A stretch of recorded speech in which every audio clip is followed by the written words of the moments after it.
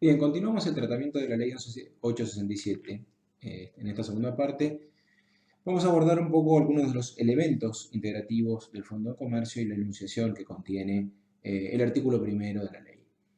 El primer dato interesante que tenemos que tener en cuenta es que el artículo primero utiliza una expresión que dice que se declaran elementos integrativos del establecimiento comercial o fondo de comercio a los efectos de su transmisión por cualquier título. Y esto ha llevado a cuestionarse si la ley es aplicable para supuestos en los cuales se da una situación de, por ejemplo, una locación de fondo de comercio, no una transferencia, sino una locación. En este caso vamos a encontrarnos con que claramente el articulado tiene soluciones que claramente no tenía prevista el legislador para una situación distinta a la transmisión definitiva. La renta, perdón, la locación del fondo de comercio o la constitución de algunos usufructos en algunos de sus bienes o alguna otra operación que no fuera una transmisión directa, una salida del patrimonio del vendedor y un ingreso al patrimonio del comprador, no serían adecuables o no serían aplicables, la ley no resultaría aplicable a esos negocios. Es una realidad también que en algún supuesto y ante alguna situación específica podría aplicarse si las partes así lo quisieran como una cuestión de protección de los intereses propios y de terceros. Pero bueno, no todos serían compatibles. Por ejemplo, el precio mínimo que establece la ley claramente tiene en vistas que ese precio mínimo apunta al precio de transferencia del valor total del fondo de comercio y no a los valores locativos, por ejemplo.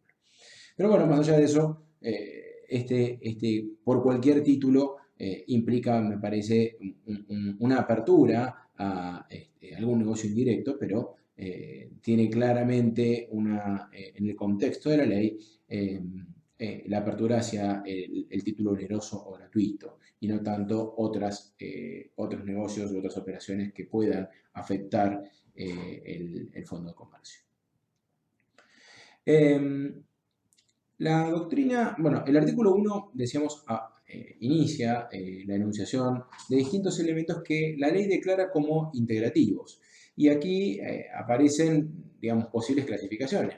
Elementos que claramente tienen que ver con asientos materiales, como por ejemplo, digamos, los muebles, las instalaciones, los útiles, ¿sí? Es decir, aquellas cuestiones que las existencias en mercadería, que son tangibles, se tocan, se ven, ¿sí? Las mercaderías que pudieran existir, las instalaciones. Y después tenemos elementos inmateriales, derechos que pueden pesar sobre el fondo de comercio, como por ejemplo el nombre de la enseña comercial, por ejemplo la clientela. ¿Sí? Estos serían elementos inmateriales, es un modo de clasificar. También se habla de elementos estáticos y dinámicos, y esto, digamos, tiene su relevancia por alguna cuestión que dijimos en la clase anterior.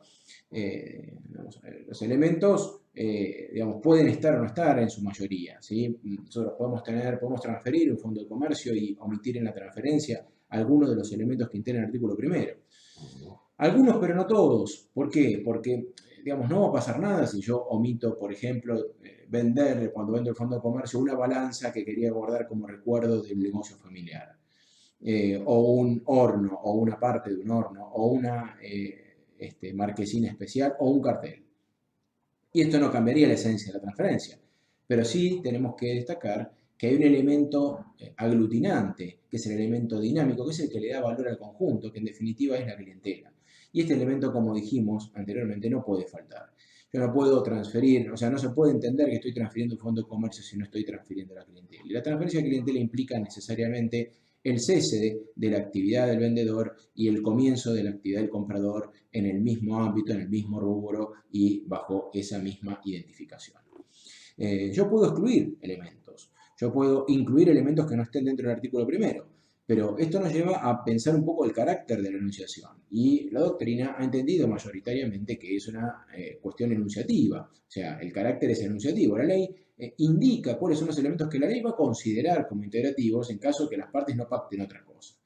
Digamos, salvando esta cuestión de la clientela, del elemento dinámico, de aquello que le da valor y que le da sentido y que aglutina el resto de los elementos, y que vamos a vincular con otro concepto que es el valor llave, salvando esa cuestión, Yo puedo incluir o excluir, y lo aconsejable siempre es que se especifique con determinación un inventario de cuáles son los bienes que se van a transferir por ese fondo de comercio, por esa operación. La ley será de aplicación subsidiaria para resolver cuestiones, digamos, anexas a esto. Y entre estas situaciones, lo que hay que entender es que los elementos que integran el fondo de comercio mantienen el régimen de transferencia propio de cada uno. A ver, vamos a poner un ejemplo. Si yo tengo justamente una panadería y quiero vender y tengo, por ejemplo, una motito para hacer el delivery de mis productos, esa moto, para poder cumplir con la transferencia, tendré que cumplir con el régimen propio del automotor, es decir, la transferencia e inscripción en el registro nacional de la propiedad automotor, con la firma del formulario 08 correspondiente y su asentamiento en el registro correspondiente. Es decir, cada bien va a permanecer en su régimen, no es que se desplazan los regímenes y que esto integra una única cuestión, sino estaríamos en una universalidad de derecho, como decíamos al principio de la clase anterior. Dado que se trata, por tanto, de una universalidad de derecho, cada bien conserva su régimen particular de transmisión. Y el artículo primero es enunciativo y será de aplicación para aquellos supuestos en que las partes no declaren otra cuestión distinta. Es decir, cuando las partes determinen cuáles son los bienes que integran y cuáles son los que se excluyen, habrá que estar al pacto de partes.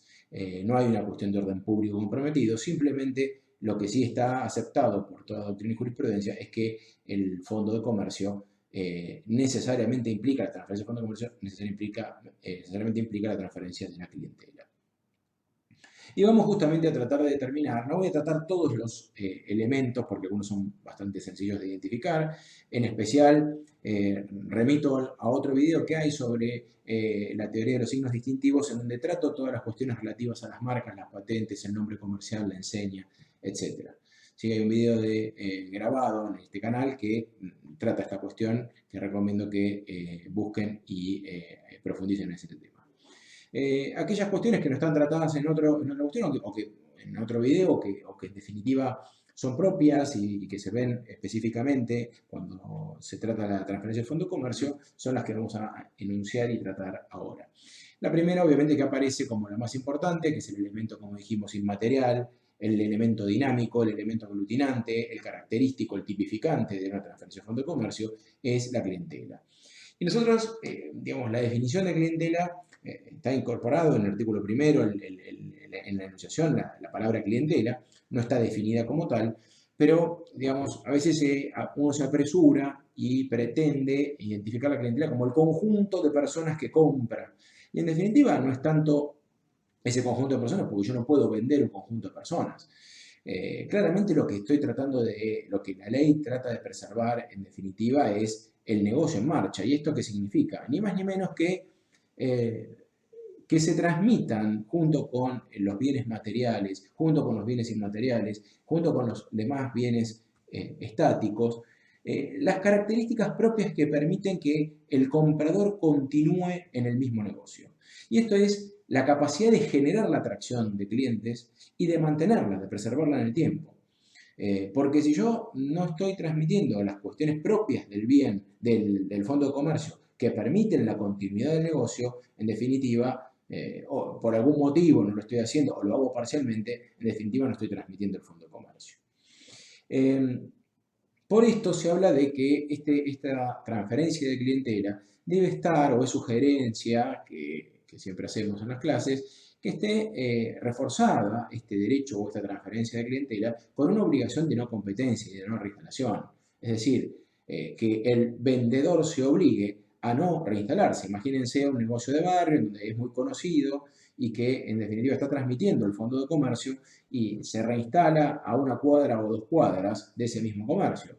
Claramente estaría violando esa clientela transferida. ¿Por qué? Porque es muy probable que aquellas personas que concurrían a ese establecimiento vayan al establecimiento de la nueva persona, al nuevo establecimiento del vendedor, porque seguirían a la persona, si esta fuera una posibilidad actual. Entonces, se sugiere el establecimiento dentro del boleto o incluso del acto de transferencia de una cláusula de no competencia o de no reinstalación de parte del vendedor, que no puede ser absoluta. Nosotros sabemos que el derecho constitucional ampara el derecho a trabajar y no puede quedar olvidado definitivamente. Entonces, en la medida en que la cláusula esté determinando, por una parte, una zona determinada geográfica de influencia y un determinado tiempo prudencial, y determinado bien el contenido de esa no reinstalación, es decir, aquellos actos que realmente entrarían en competencia, y fijándole pautas razonables, esa cláusula sería válida. Hay que tener presente que no puedo hacer una prohibición genérica e indefinida de la potestad del vendedor de seguir trabajando en una cuestión.